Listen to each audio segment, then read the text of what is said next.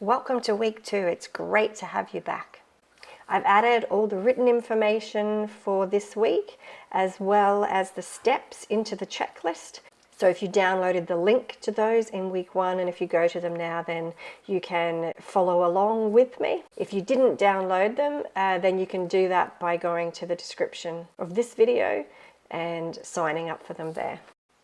I also just wanted to mention that as I go along, sometimes I'm going back and adding extra bits into the written instructions, bits that I realize, oh, I probably should have put that in there. So it's definitely a good idea to go back and have a look at that. And at some point, I'm also going to put a copy up on Kindle, a Kindle version of it. Unfortunately, that might be like 99 cents because it doesn't seem that I can make it for free. Just a reminder of why I'm teaching you everything that I know that I do for my clients that works. It's because I want to pay forward the help that was given to me in the past. Firstly, a reminder of what we covered last week. What is SEO? Is it right for your business? The kind of results that you would expect, especially if you're in a competitive industry. Your business and domain name and how that impacts the SEO. Looking at if your website is indexed, if you have Google Analytics, some basic keyword research and tracking so that you can get a great baseline, and then claiming your business profiles, which was the key critical thing that would actually make a difference to your SEO.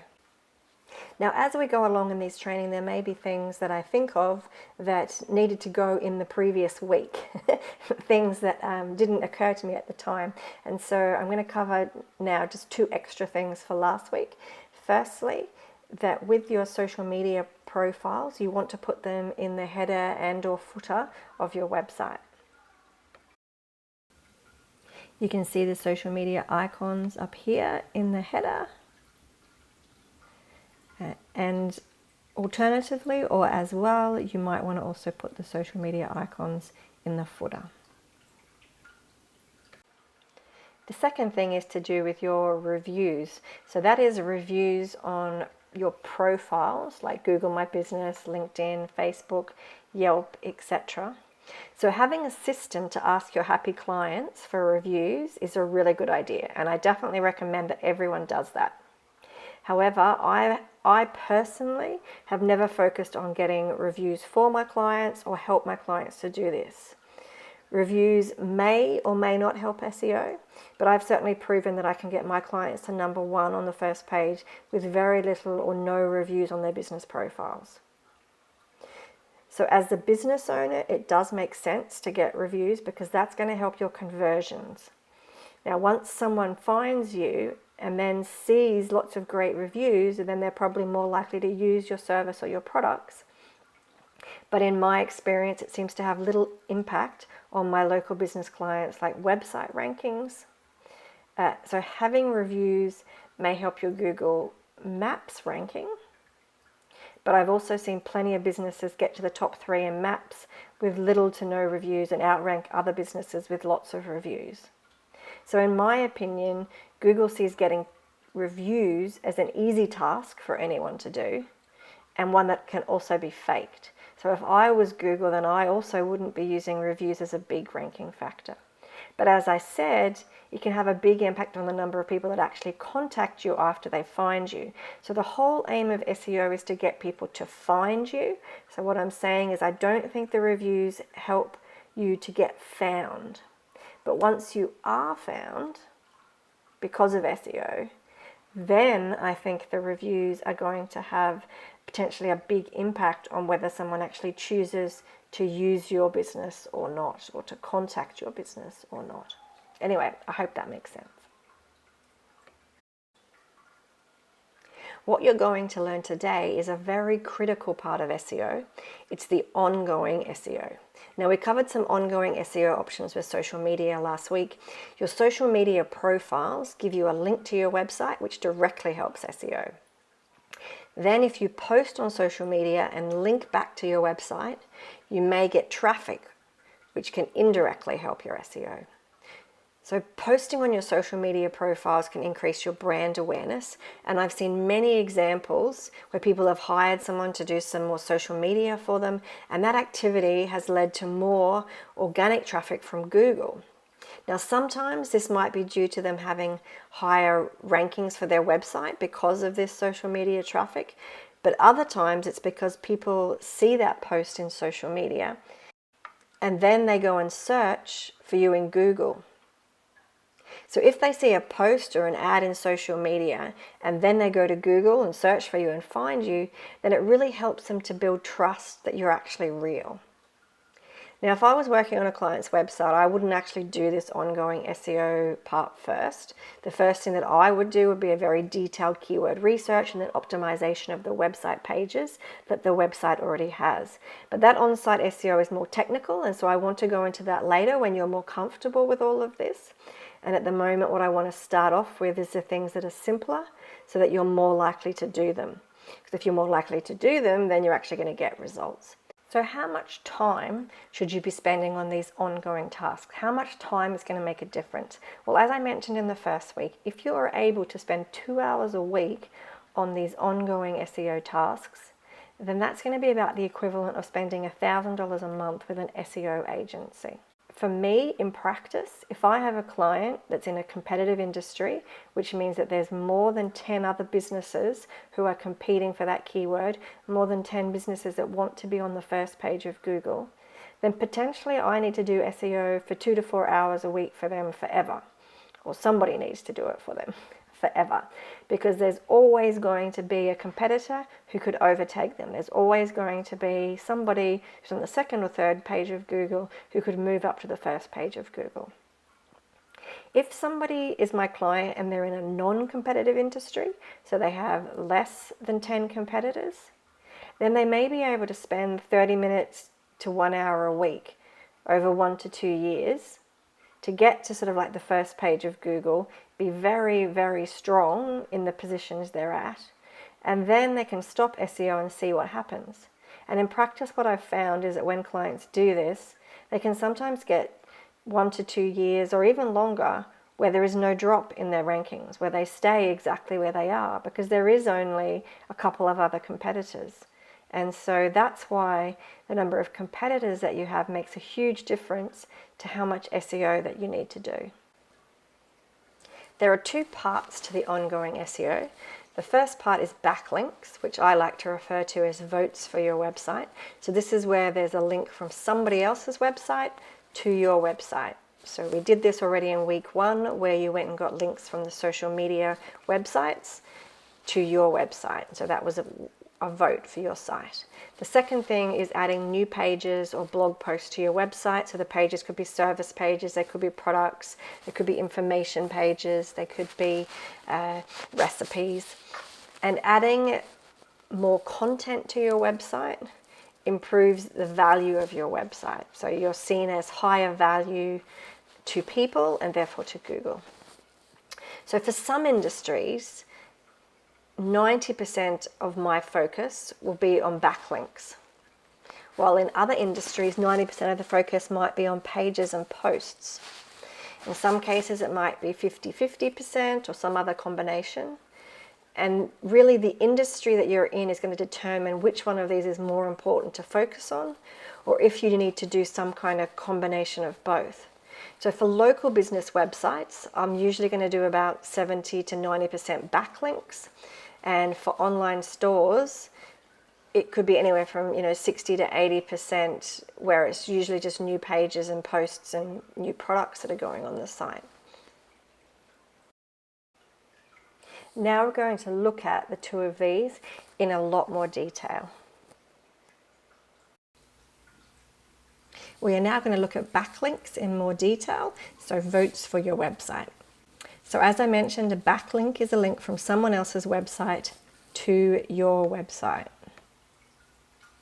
And in week 1, you created backlinks to your website from your social media profiles. So that means that you now have links from 6 other people's websites, because you've now got a link from all of these sites to your website, and potentially you've got more than one link, because if you've got a link from your business profiles and your personal profiles, and then any time that you are posting on these profiles with a link to your website, you're going to have another link. So these websites are really high authority. There's a website called moz.com that scores the authority of your website. And these social media profiles have scores of 90, over 90 out of 100. So I think that it can vary, like this score isn't constant, it can change, but last time I looked at YouTube it had a score of 100 out of 100. So, these are very powerful websites. What we're going to look at now is the main ways that I get backlinks from my clients other than social sites. And then I'm going to mention some ways that you can actually get backlinks that I don't do. But as the business owner, you could do these very effectively. In many cases more effectively than I can, and I'll talk about why I don't do some of these and why you can. But if you only end up doing the ones that I do, that's okay, because I know that you can rank on the first page of Google just doing the ones that I do. Okay, let's get into the first one, which is your main business directories in your industry. But just before we get into that, I want to actually show you what I've done for you with this spreadsheet. So this is the spreadsheet that has like the instructions on it, so all the tasks that you need to do for each week. So that was like week 1. And at the bottom of this spreadsheet is there other tabs. So we've got the tab there where you can put in your keyword rankings, where you can put in the URLs for all the pages on your site. And then I've also created this one for backlinks. So you can download this at any point in time, or you can copy and paste it into whatever, document that you're using. So you just go up here and you just like make a copy, and then you can use this for your own business, because you won't be able to write into this one. And so what we've got here is, this is like what I use for my business owners. So I have a whole lot of data that we collect. So over here it has like the website, the business name, business owner's name, etc., and all the information that we need for whenever we're doing listings. And what I've done at the moment is just also put in links for you for the social media business profiles, social media personal profiles. And what you can then go and do is put like your login email, your password, username, etc. So as I said again, this is not in this document, it's in your copy that you make of this document. And then what I'm going to do is also have a whole list of other sites here that potentially that you could list on, that I already know are okay to list on. But firstly, we need to find the ones that are the most critical for your business.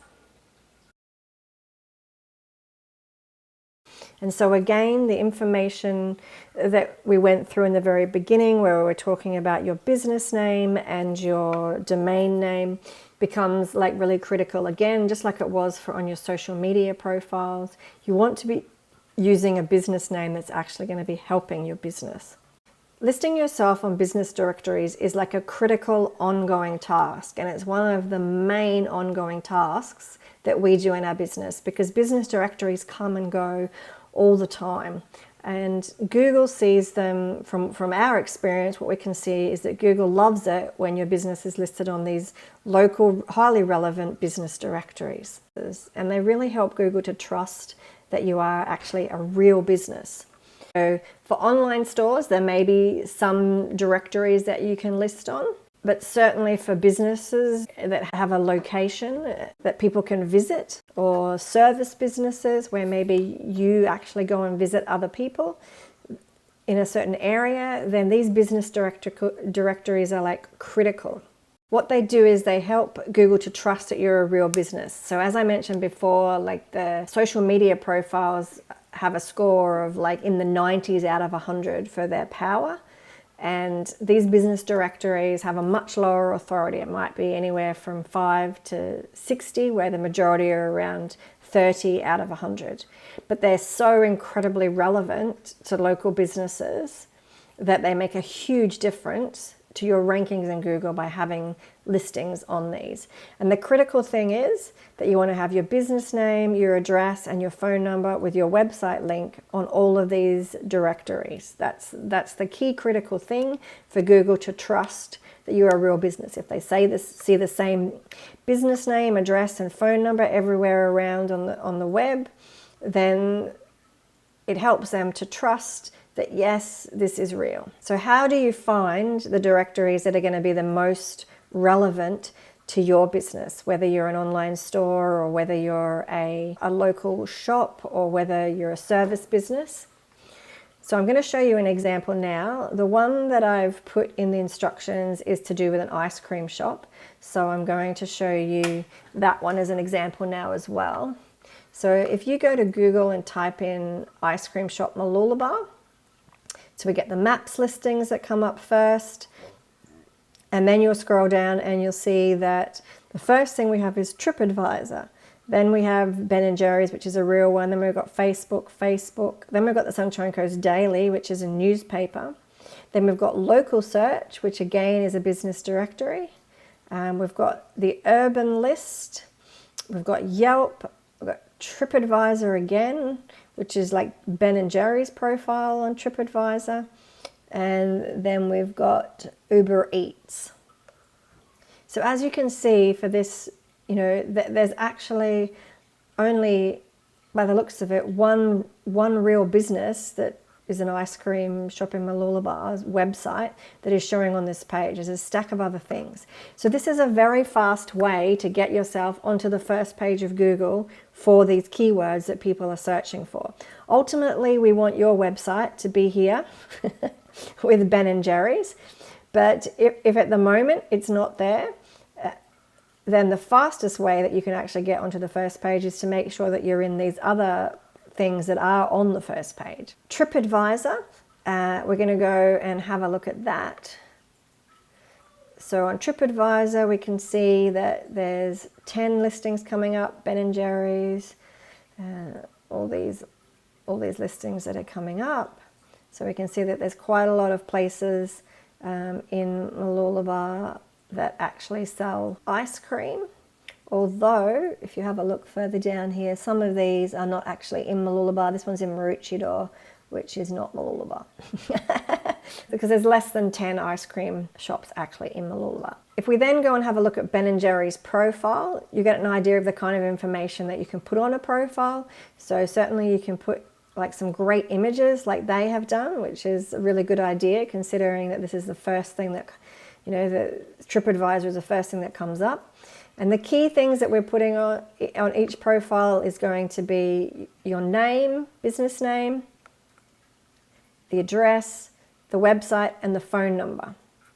So what we really want to make sure is that this information is the same on every directory. So like I spoke about before, Ben & Jerry's is a big brand, but if you called yourself Pinkies and you're actually doing kitchen renovations, then you want to have your name as Pinkies Kitchen Renovations as the name that is going to be on all your profiles throughout Google, all your business profile listing. So if we go back here again, there's Ben & Jerry's Facebook, Sunshine Coast Daily. So we go, okay, well, what's that then?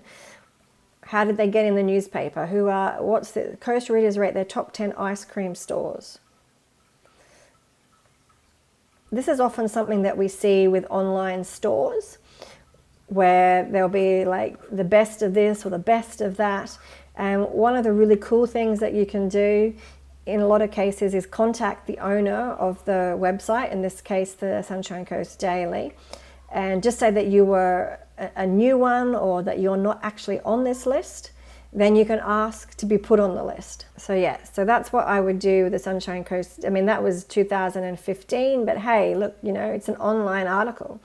Every possibility that they might be able to update it. I mean, you could go in and tell them, look, maybe one of these doesn't even exist anymore, and you could say, hey, look, that one's actually closed down, but we are available. Or you can say, could you make it the top 11 ice cream stores?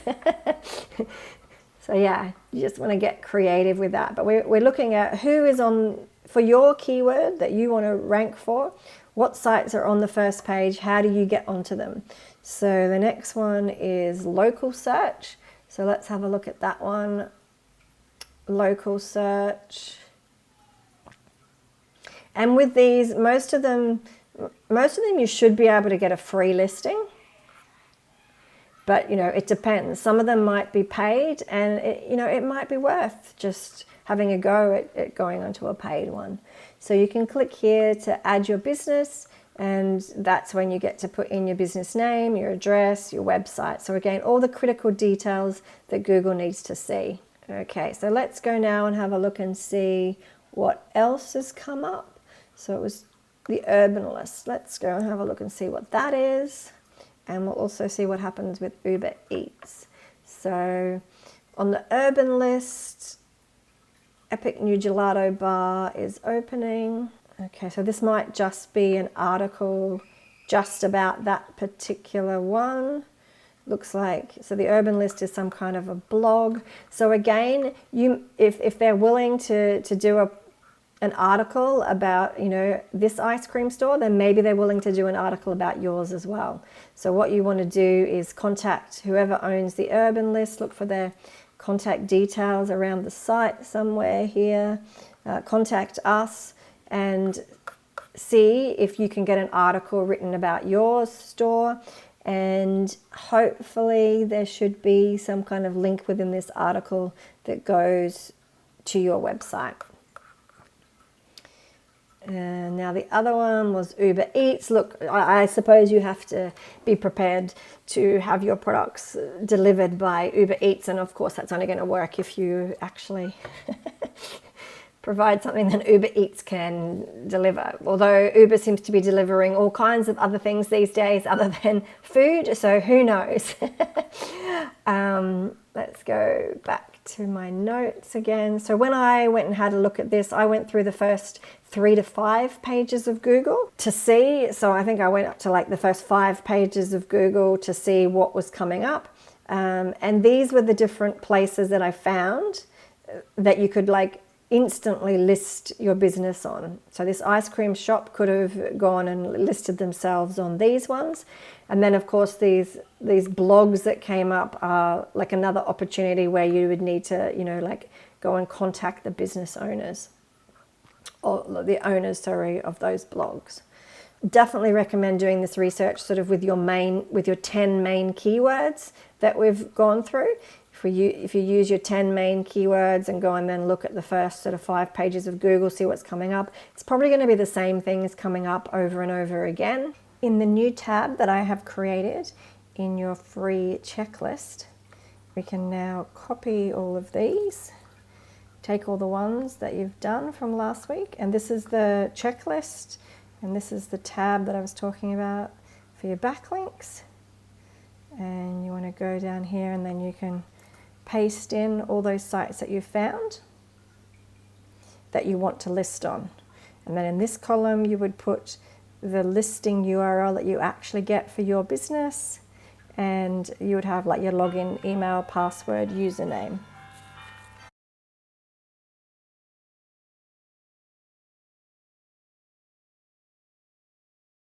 Now we want to look at getting competitors' backlinks.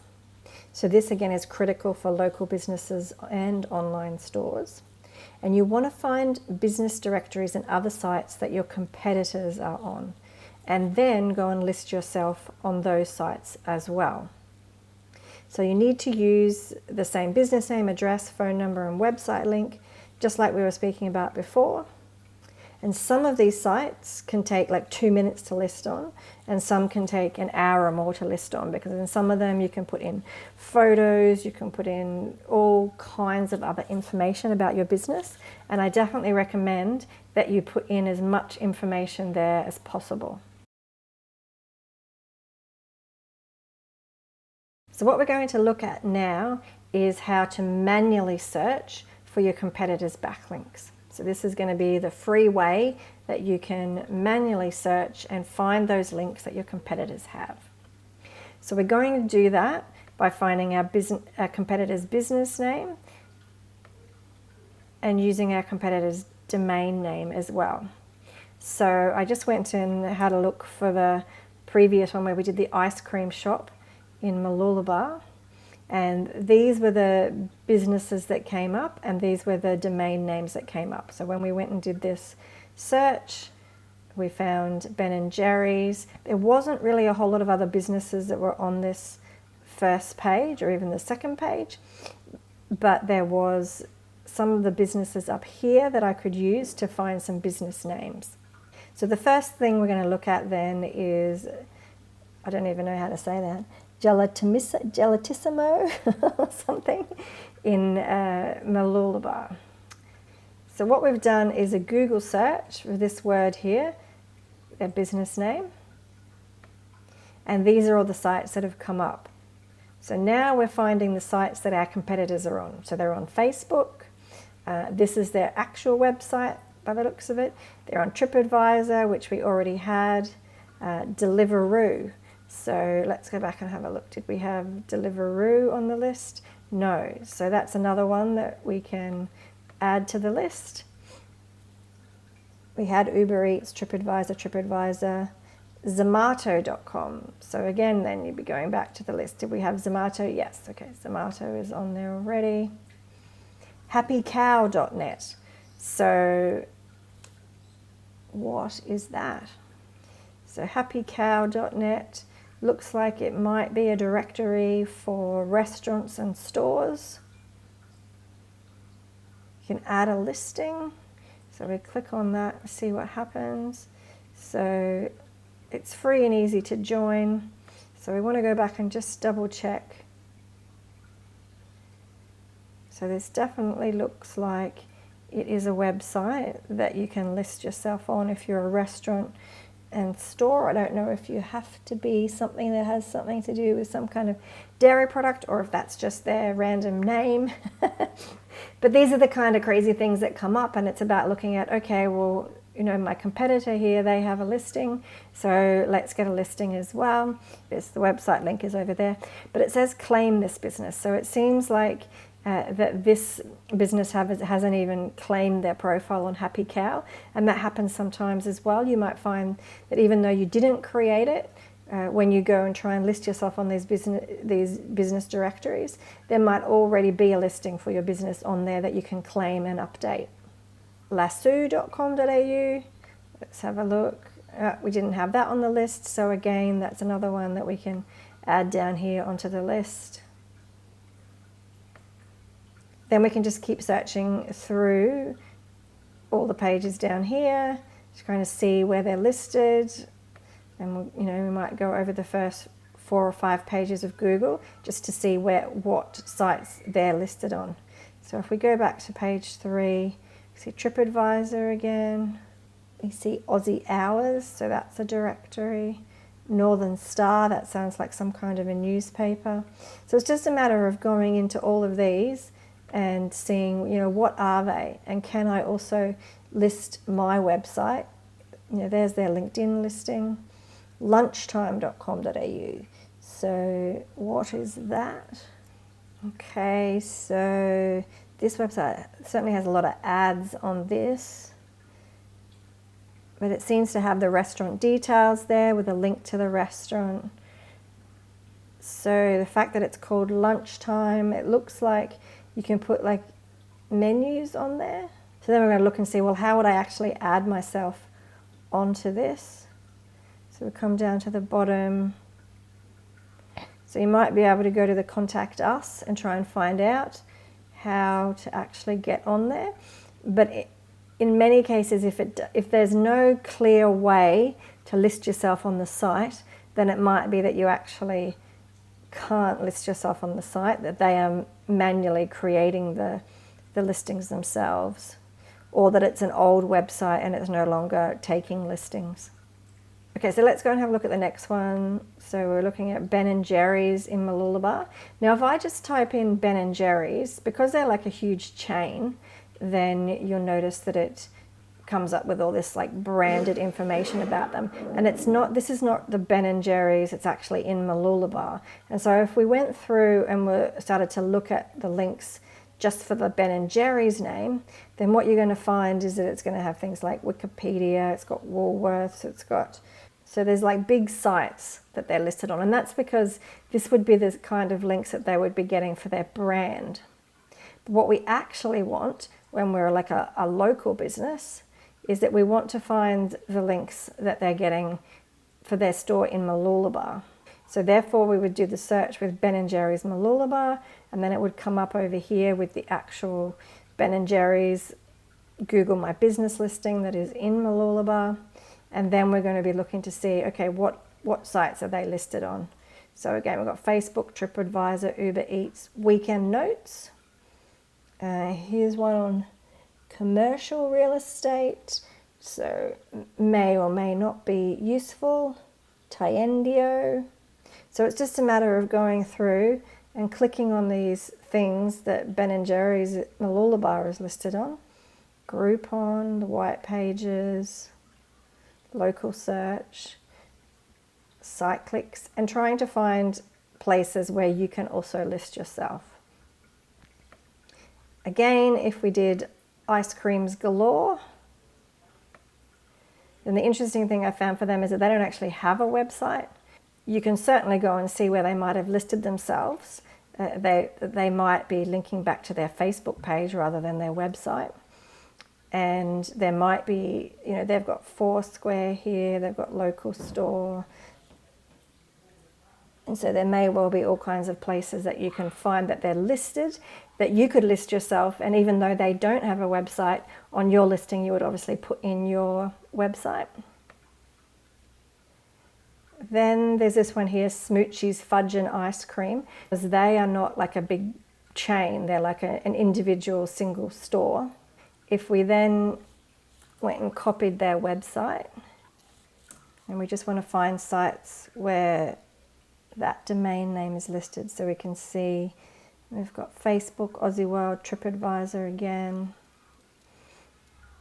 local search, Lotto's, LinkedIn, Seniors News. So that's not one that we've seen before. Hampers to Go, that isn't one that we've seen before. So again, it's just going through and finding, okay, where have they actually got their website listed, and can you get yours listed there as well? And so you would do the exact same thing with all of these. Now with Ben & Jerry's, it's actually Ben & Jerry's Mooloolaba. So if you go here, and when you actually go to sort of like the listing for Mooloolaba, the page that it takes you to is their Ben & Jerry's Mooloolaba page. So we can see that for Ben & Jerry's Mooloolaba, again, Facebook, TripAdvisor, Weekend Notes, local search, Groupon, Uber Eats, TripAdvisor. So you're going to get like the same sites that are coming up over and over again, but that's okay because you're just looking for ones that you haven't seen before. So Infobel, so we can go and have a look at that one, for instance. And we can see that this is a listing for their business. So it's a simple listing, has the business name, address, there's a phone number and a website there. And it looks like it lets you put links into your Facebook, Twitter and YouTube, some opening hours, and maybe some photos in there as well, or at least your business logo. So that's how you find places that your competitors have their business listed, that you could also go and list your business. So I've just made some changes on the checklist for you. So this is where you're adding in your businesses. So I've put them into maps, social media business profiles, social media personal profiles, and then there's some other high authority profiles that you can list yourself on, and I've put some notes over here. And then this is where you're putting in the sites that you've found that are specific to your business keywords. And then down here you can put in the directories and sites that are specific to your competitors. And then you can go and list yourself on there, fill in the login, email, password, username, etc. And then when they give you the listing for your specific business, then you can put that in there for your records.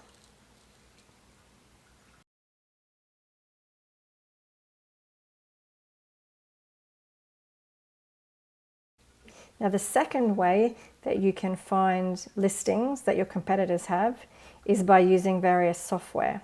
So we use software called Bright Local to manage all our clients and to find new listing opportunities for them.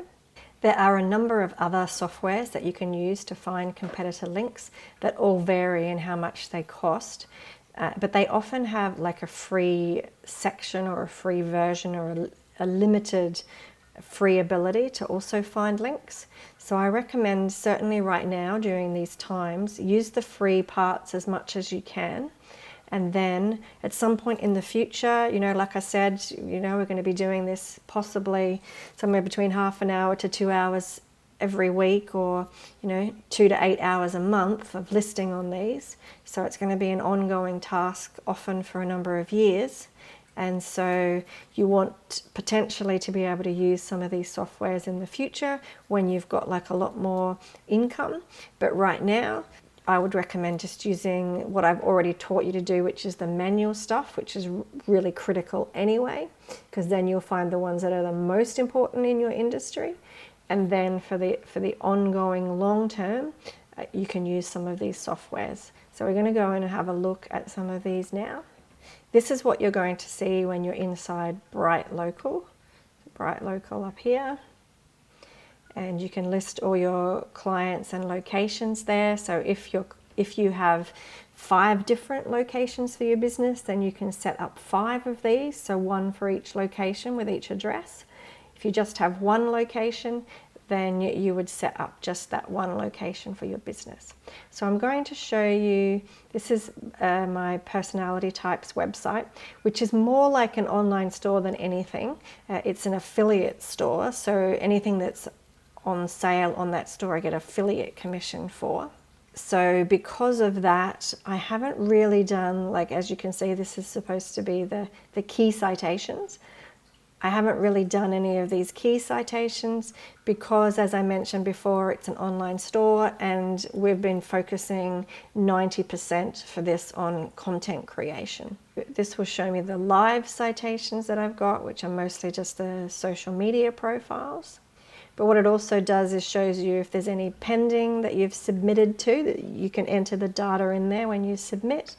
And the key thing that's critical when we're looking for our competitors is where my competitors have got listings on.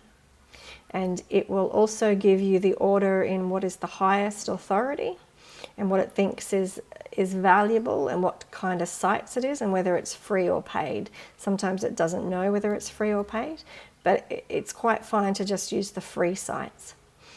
So on here it's given me some suggestions of places that I could put my site. Now the way that it works out what these suggestions are is that it finds what it thinks are your 5 competitors, as well as just by going by the category that you list yourself in. So you'll see here that it's making these suggestions for me, even though it's saying that it will have a tick here if any of my competitors are on it. So this is saying that this competitor here of mine is on that site. So if you go and have a look at what these competitors are, one of them is like a jewelry store, clothing store, I think that's clothing, furniture store. So it's just kind of finding whatever stores that it can find, because it obviously can't work out what would be a competitor for my personality types affiliate site. And look, there really isn't that many competitors for this particular online store. But you can see how useful it is. I can click over here to go directly to that site to get the citation. And if I want to see what my competitors have, then I can click on that green tick and it will take me over and show me like my competitors listing on this site, so I can see whether it is relevant and a place that I would want to list my business on. So that's for an online store. Same kind of thing happens when you've got a business that's in a specific location. So Fruitful Online, my SEO business that I've had since 2011, and my address used to be in Brisbane. So I moved last year, and because my focus, I get most of my referrals from word of mouth, so I haven't really spent any time changing all of this over because it really just hasn't been relevant. And I knew that I was going to change my business name and everything would have to change. So the good thing is that when I go in here and change this, it will have, and I'll have a different address, then what's going to happen is that it will put it in red to show me everything that isn't the right address. And so therefore we can go in.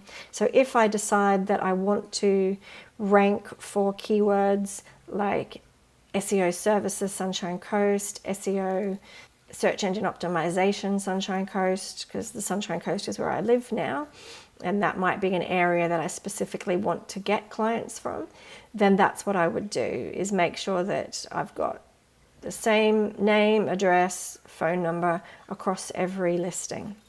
That's not my priority right now because I want to focus on training, but it just kind of gives you the idea of how useful it is for a local business. Again, we've got like all the live citations, anything pending, and then you've got the competitor citations. So for this one, it's giving me Titan Digital, Bonfire Brisbane.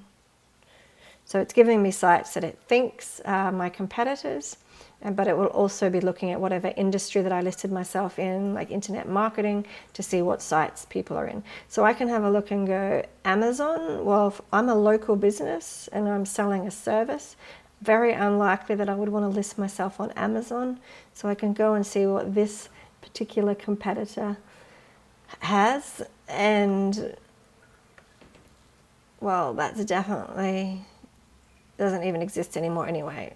Definitely not a site that I want to list myself on. So it's good because you can rule things out as well. eBay, I don't sell anything that I would be able to sell on eBay, so I can go here and I see. So obviously they think one of my competitors, what's this, a digital fitness scale. So I don't know, what competitor is that? Titan Digital. Maybe that's what they do, sell digital scales. So you can see it can get it wrong, but then there's going to be a lot of stuff in here that it gets right. What you can do though is, if these sites here are totally irrelevant, if BrightLocal found ones here that are completely irrelevant, then you can contact BrightLocal and tell them that these are wrong and it's not helpful, and they will change them for you and find ones that are really relevant. So most of my clients, the competitors that they give them are relevant, but in this case it was good to see an example of where it's not, so that you know what to do there. So because I'm managing so many clients, this is really critical to be able to have this data, have something that keeps everything in there so that we can keep going and doing things. We can also, if we manually find like this, then we can go and add them into BrightLocal. So you can upload any links that you find into BrightLocal, and when you list on one of those sites, you can just add it in as a pending citation, and then BrightLocal will search the web for you, and once that citation becomes, that listing or directory listing becomes live, then it will actually put it over into your live ones for you. And you can see I haven't refreshed this since February 2019, so over a year ago. And if I refreshed it now, then it might come up and it would tell me which ones are new. So SEMrush was one of the ones that was on the list there. So I want to show you how you can use SEMrush to find links for websites. So if you go into the free version, it will actually give you one free project. So if you come down to the project section, and then you add a new project. And so this is where we want to add the competitor's website. So if we go back over to here, so we want to find out what links our competitors have. So we're going to go into SEMrush and we're going to put that in there, and we're going to call it Smoochies. We're going to create that project. So once you've done that, then you can click on Smoochies, and it will take you to a page that has all of this kind of information that you can get about your competitor. So the thing that we really want to do is get a backlink audit. So usually I'll just leave it as the root domain, but you can see how they can have links, a various amount of links going to different versions. If one of these shows you more links, then you might click the one that has the most. Then it will ask if there's any other brand names that you want to add, what kind of category that it's in, so food and drink, and then we want to see what countries that you want to target, and then we'll do start the backlink audit. If you were doing this for your particular website, so if you were trying to find all the backlinks for your website and keep track of them all in here, then you can connect what's called Google Search Console, that will have a list of all the links in there that Google has found, and that will bring it back into the software. But because we're actually trying to check one of our competitors, we can't connect to their Google Search Console, so we can't get the information from there. Okay, so this one is saying that the backlink audit has been completed. So there's 11 domains that are referring. So I'm going to go to the results. I'll click on that 11 and it's going to take us to places where they have links. So we've got Maroochydore.Australia, the Urban List, Hampers to Go. So again, these sites that we've seen before. One of the handy things about SEMrush is that it can show you if it's got a toxic score. So we can see with this site here, networthm.com, seems like an unusual name for a site, and it would tell you here that it's irrelevant for Australia, a relevant domain theme, and there's been a warning by the community. So that can be really helpful as you're like, oh, I'm not going to list on that site. Now, you're not going to usually find, when you do the searching manually, you're not going to really find these toxic sites, because these toxic sites aren't going to come up when you do that kind of manual searching. Whereas when you use some of these software programs, then it can kind of find everything, and you might get some toxic ones that come up.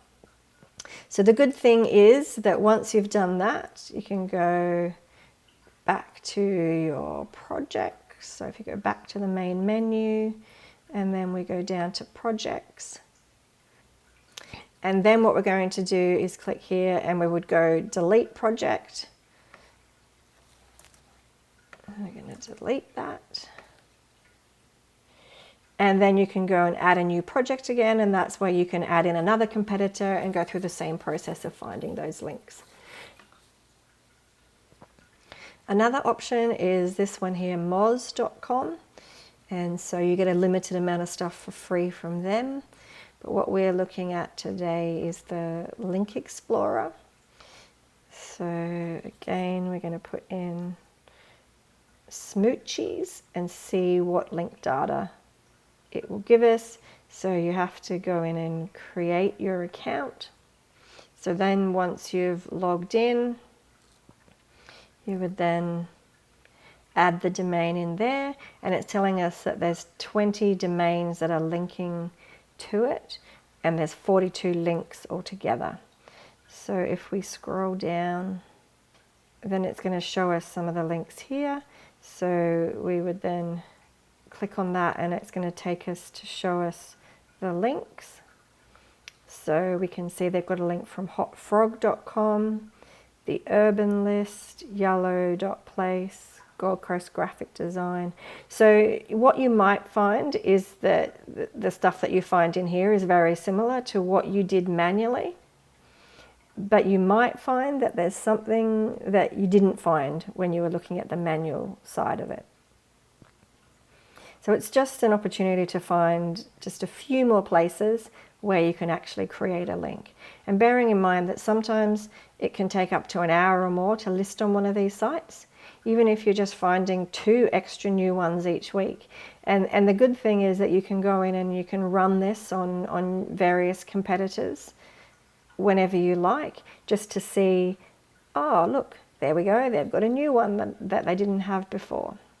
So you'll be limited by the amount that you can do. See, it says 9 of 10 queries that are available until the 6th of the 5th. So I can only do another 9 searches for the rest of the month. But still, that's something, right? And then the other software that you could use is Linkity. And again, it's the same thing. You can create like a free account. You can go in there and you can put in your competitors' URLs. There will be a limited amount that you can do, but you can put them in there. And again, just trying to find sites that they have links from. It's the same with Ahrefs. This one, you have to pay $7 for a 7-day trial.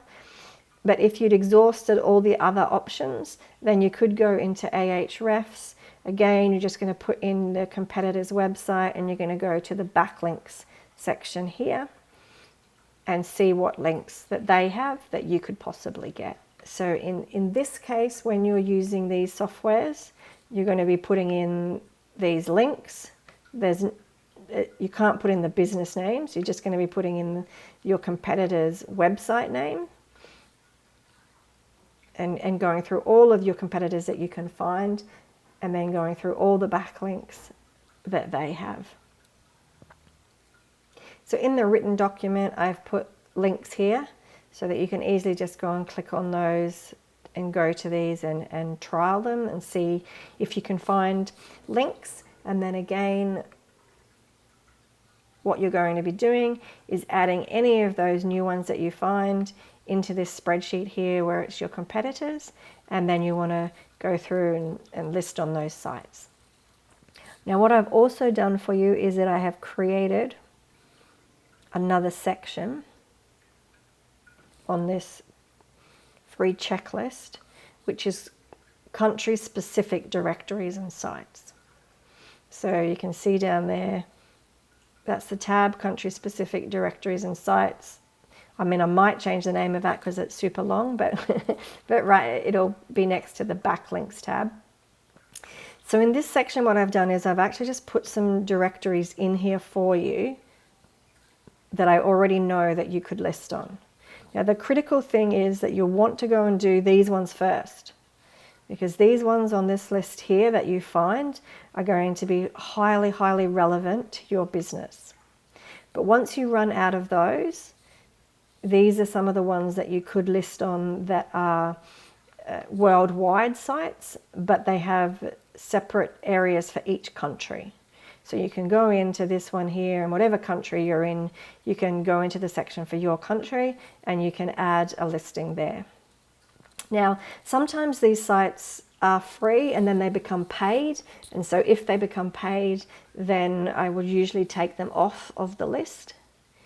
And I've got some here that is specific for stores. Then I've got some where it's really important that you only list on these if it's in your country. Otherwise, it will actually damage your SEO. So for instance, if you're an online store in Australia, you can list on localstore.com.au. But if you are an online store in the UK or in America or Canada and you probably can't list yourself on here. But if you could for some reason, if you got around it somehow and put it yourself on there, then it will actually likely harm your rankings, because Google's going to go, this is a .com.au site. Why is that linking to an American site? That's not a good idea. We don't like it. So therefore, we're going to mark you down. So same with all of these here. Only list on these if your business is in Australia, or if you want your website to rank in Australia. Then I've got some that are just for America, some that are just for Canada and the UK. Now, my clients are in Australia, and so I have loads of different sites that I can list on for Australia. It's a bit tricky with America because of the fact that you're a .com, and there are a lot of .com sites where you can list all over the world. But really, if you're in America, you just want these .com sites. If you're in some other countries, you can have .com sites going to your website, provided like these ones do that have a specific country section. But yeah, if you're in Canada, you want lots of .ca sites. If you're in the UK, you want lots of .co.uk sites, etc. So what would be really awesome is if you are, for instance, in the UK and you find a site that is very specific to the UK with a .co.uk, then what you can do is you can come into this spreadsheet and you can right click and you can go down here where it says comment, and then you can add a comment. I found this site, and then just like paste in what it is, blah blah blah blah, .co.uk. And then you can save that as a comment. And so what happens is that it will then have this little orange arrow there, and when anyone hovers over that, oh, that's annoying, isn't it? it will show that. And so I can go in and see those comments, and then I can add certain ones into the list if I think that it's something that could be beneficial to people in that country. So that would be really awesome. That will be a way that's going to help everybody that's in countries other than Australia. Because if I find ones in Australia, then I can add those on, or if you find ones in Australia as well. So I do have other ones for Australia that I might add in later on, but I don't want to make it sort of too overwhelming right now. And the key critical thing is that I want you to be going and finding your own, because then you're going to get the ones that are the most relevant and the best anyway for your site.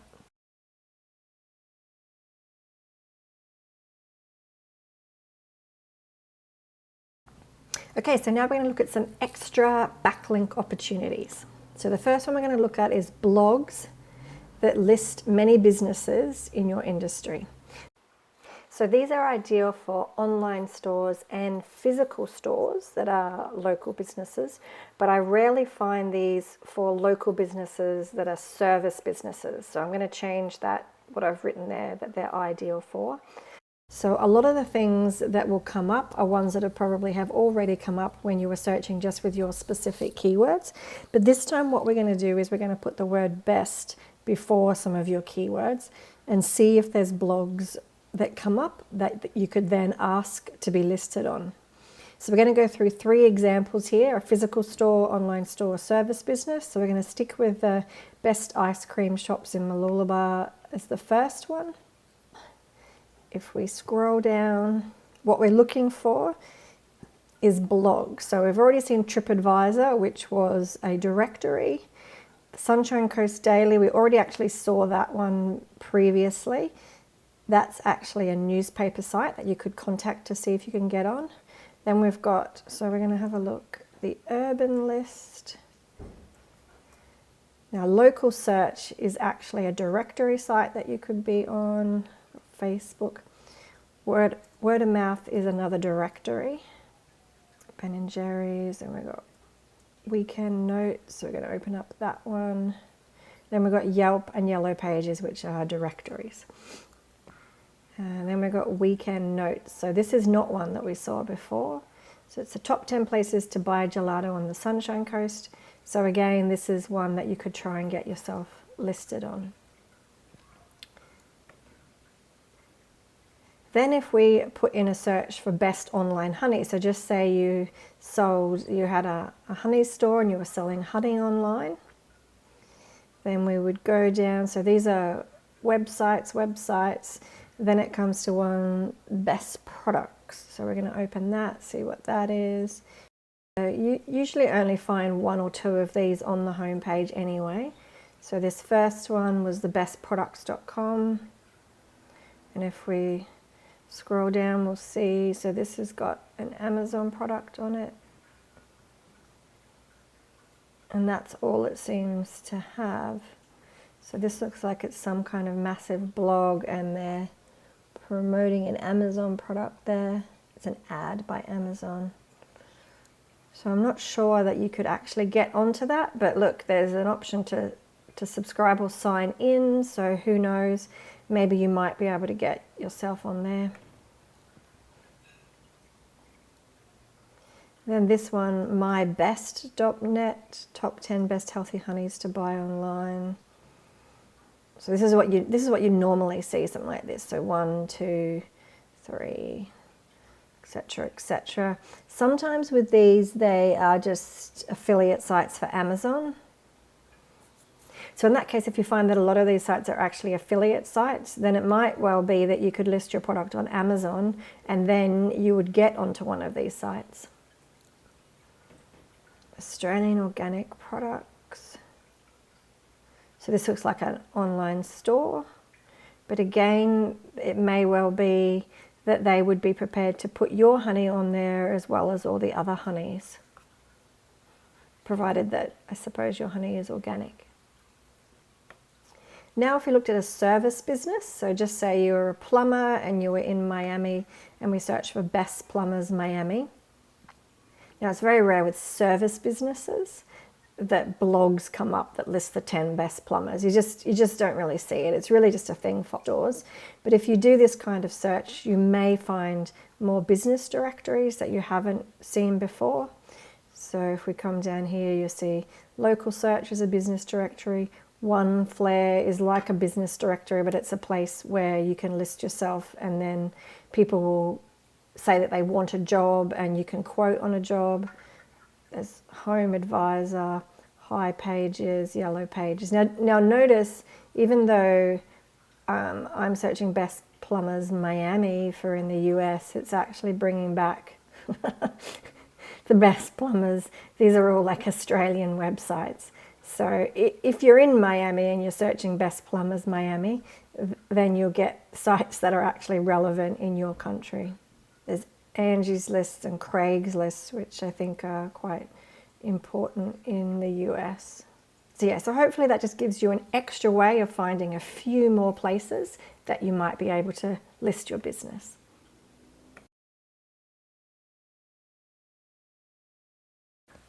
The second extra thing that you could do would be to sponsor organizations.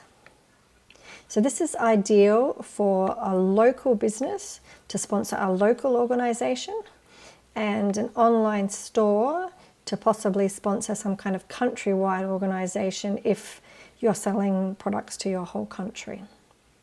So for local businesses, if you sponsor some kind of a local club or an organization that actually has a website, they need to have a website, and then on that website they might put your logo or your brand and then have some kind of link back to your website as a sponsor, so a sponsor page or something like that on their website. So you could go and search for local clubs and organizations, see if they have a sponsor page, and then offer to sponsor them. So this helps because they're in the same area as you. So a link is going to help Google to rank you higher for your local area. So if you're in Miami, then you don't want to go and sponsor a local club that is in California somewhere, because it's not going to help you rank for the Miami area.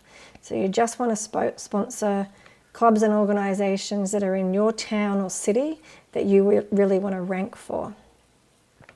Now, if you're an online store, then often you're providing products to sort of like the whole of your country and sometimes even internationally. So ideally though, if you can get links from within your country, you might find some kind of a charity organization. Again, you could go and see if they have a sponsor page. So if you search for various charities that you would be really interested in sponsoring, see if they have like a sponsor page or somewhere where they put people's logos and link back to.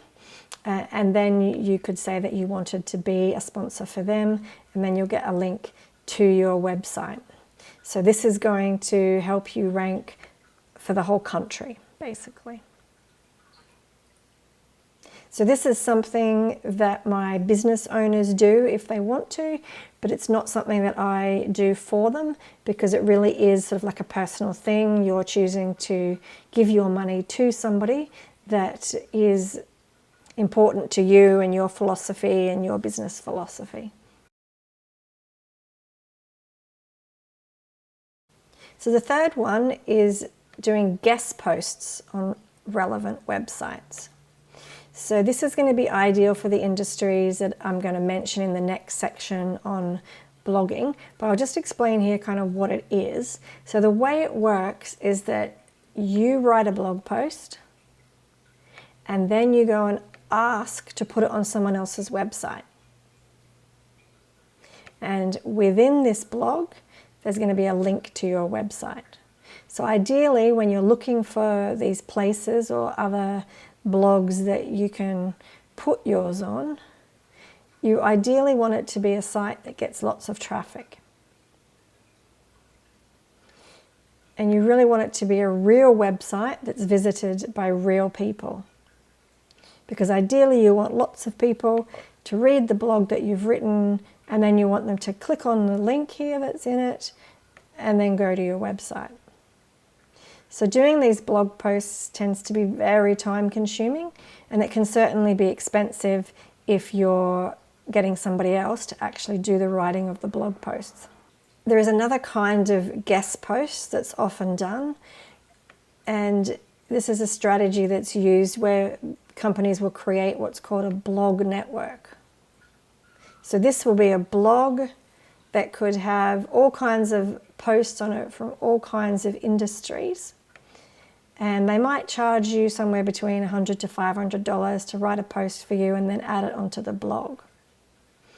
Now, adding posts onto these blog networks can definitely help you rank.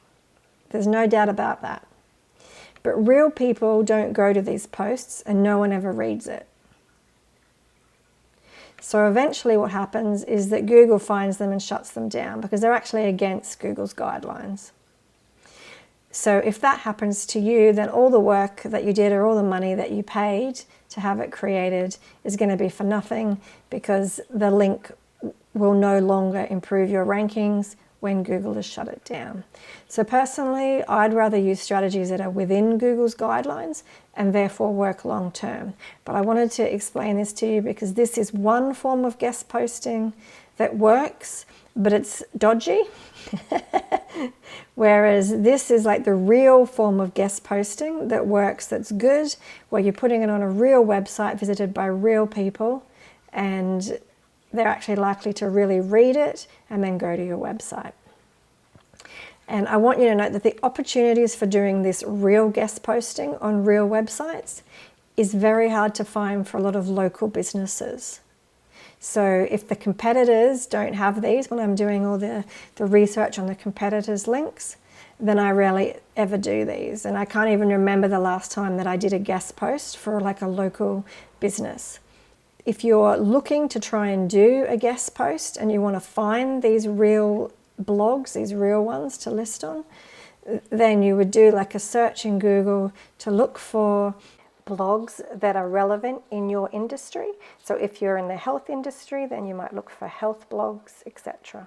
And you want it to be one that you can see is like a real website with real engagement. There's a lot of people liking it, sharing it, commenting on it, that kind of thing. So I've just added an extra section here into the notes for how to find a real blog.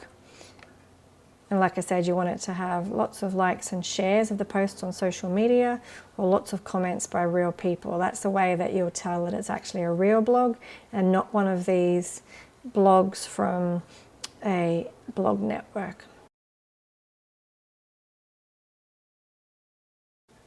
Now, the next thing that you can do to get backlinks to your website is forum and blog comments.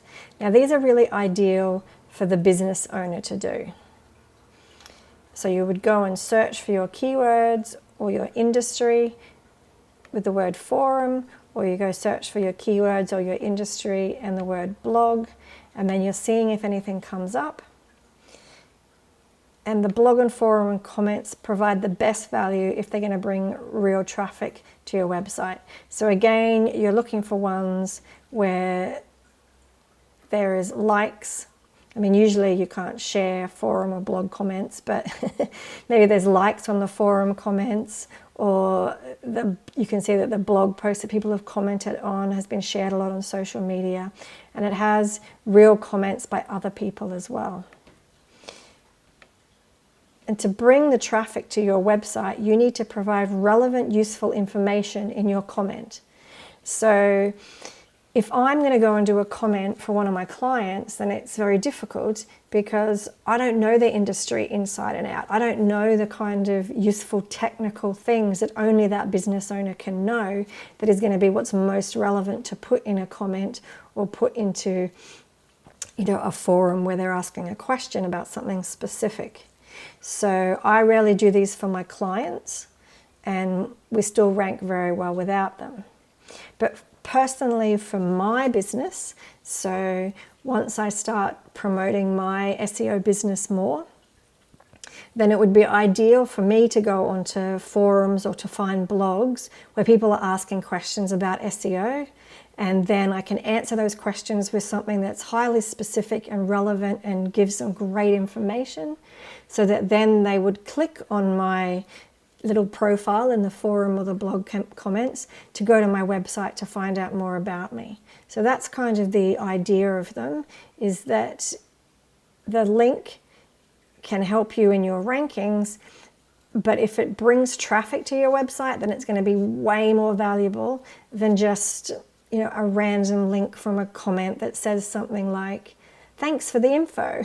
So there's plenty of people where you could pay them $10 and they'll go and do a whole stack of forum and blog comments for you, but they're really not going to be very useful because that person doesn't know anything about your business. And so that's why I don't do them for my clients.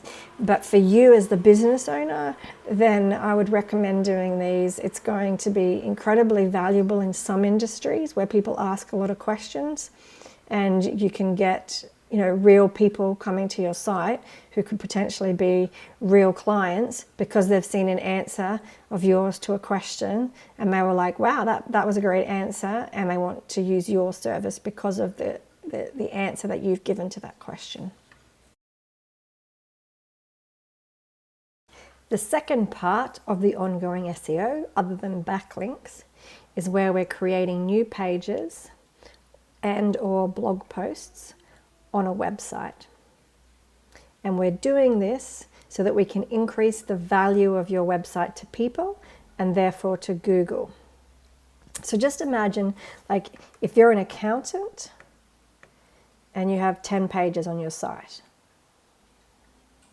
and then there's another accountant in your area and they have 30 pages on their website to do with accounting. So 30 pages and blog posts, we would say. So provided these 30 pages and posts are good, so that they're relevant content about accounting and that people are actually reading them, because Google can see when people are spending time on the site, then Google will know that this site is important and valuable. And therefore, Google's likely to rank it higher. So that's one of the main reasons why we can add new pages and posts. So if you're adding new pages to the site, then it would be new services, and certainly for every service that you provide, you want to have a separate page. So a separate page for each service, a separate page for each product, and then if you've got recipes or some kind of instructions, then they could also be pages. Recipes could also be part of the blog rather than a page as well. So when it comes to blogging works in industries where people ask a lot of questions and want a lot of information. So that's really important, because we hear all this stuff about blogging, you need to blog, you need to keep adding loads of content to the website. But for many local businesses that I work with, they have little to nothing to blog about that's actually going to help SEO. And we'll have a look at the end, you know, how you can determine that. So just know that you can actually rank well in Google with little to no blog posts in some industries. While in other industries, blog posts are essential to help your rankings. So how do you know which one of these you are? How do you know whether it doesn't matter or whether it's essential? Well, we're going to look here at some of the different areas where it's good and where it's not so helpful. So these industries here are very good for endless SEO blogging. And if I think up new ones, then I'll go and add it into this written document. But any of these, so health, there's so many things people are searching for to do with health, finance, beauty, pets, IT, marketing, travel, weddings, food. So you might have a very small niche in one of these industries where there isn't a lot of people searching, but in general, there's stacks of people asking all kinds of questions and wanting information about these topics, and so therefore stacks of things to blog about that could encourage people to then use your products and services. What I've found is that these industries tend to be good in the beginning, but then you eventually run out of keywords that are specific to the business. So that can be a lot to do with things like property, renovation, some trades and professional services. And then there's some industries where there's just very limited blogging opportunity. So this is usually for businesses that are business to business. So if you're selling your products and services to another business, then sometimes that can be very, very limited blogging opportunities. Also, there's many trades and professional services where there's very limited blogging opportunities, where people just don't ask questions. They just look for you and then they just want to hire you. They don't want to ask questions or find information because they don't even know what questions to ask. They just know that they need someone to come and fix something that they have no idea how to do. So if you are in one of these industries where blogging can help, then the way to know whether that is an industry that you're in is to look at whether people are actually searching for a topic that's relevant to your industry. So people need to be searching for something in order for it to be helpful to SEO, because SEO is all about people going and searching in Google and then coming to your website. So if you can write about a topic people are searching for in Google, in a blog, people then go to that blog post, they read the blog, and then they might go and use your products and services. So the way that you can find out is by using the Google Predict that we looked at before when you were looking for your keywords. And also you can use things like Answer the Public. So we're just going to have a look at that for a minute. So if we go to this website, Answer the Public, and you can put in all kinds of topics here and you'll see what questions that people are asking about. So here's some ones that I did earlier by the looks of it. So let's have a look. Remedial massage. Let's have a look and see what questions people might be asking about this. Or do they, in fact, ask questions at all? So we've got 41 questions there about remedial massage. Sometimes a little bit hard to read because they're all in weird angles. But how does remedial massage work? How to do remedial massage. So that might be something that somebody who wants to do a course might search for. So they wouldn't probably search for your business there. But certainly things like what's remedial massage, is remedial massage painful? And then you'll see that there's similar ones. Does it hurt? So you could write a blog post that covered, is it painful and does it hurt? Some more over here. There's another one. Is remedial massage painful? So you can see, therefore, that there's certain things that get asked over and over. Is it good for you? Over there it had, is remedial massage good for you? Can remedial massage help sciatica? So that's where somebody is asking a very specific question. And then you'll go down and you'll find some more things there. Remedial massage for a specific kind of condition. Remedial massage for lower back pain. So you can see that people ask or certainly are putting in various questions or things that they want to have more information about. And then you can come down and it puts stuff in alphabetical order. But I don't tend to find that as useful as what you get up here in this section. Because down here it tends to just be a lot of remedial massage and then sort of like the location. But it's still worth having a look to see if there's any there that don't have a location in them. Because what we're looking for here is ones that you can write a blog post about. You would already have service pages on your website to target the location keywords, and that's something that we're going to go into further. When it comes to blog posts, you want them to be more about questions that people are asking when they're searching for information. So then we can actually go into the Google Predict and we can go remedial massage there, and we'll just see if we then, so what's coming up there. So remedial massage courses, unless you're someone who sells the courses, that's not going to be useful. So what we might want to do is we'll go therapeutic and remedial massage because that didn't have a location.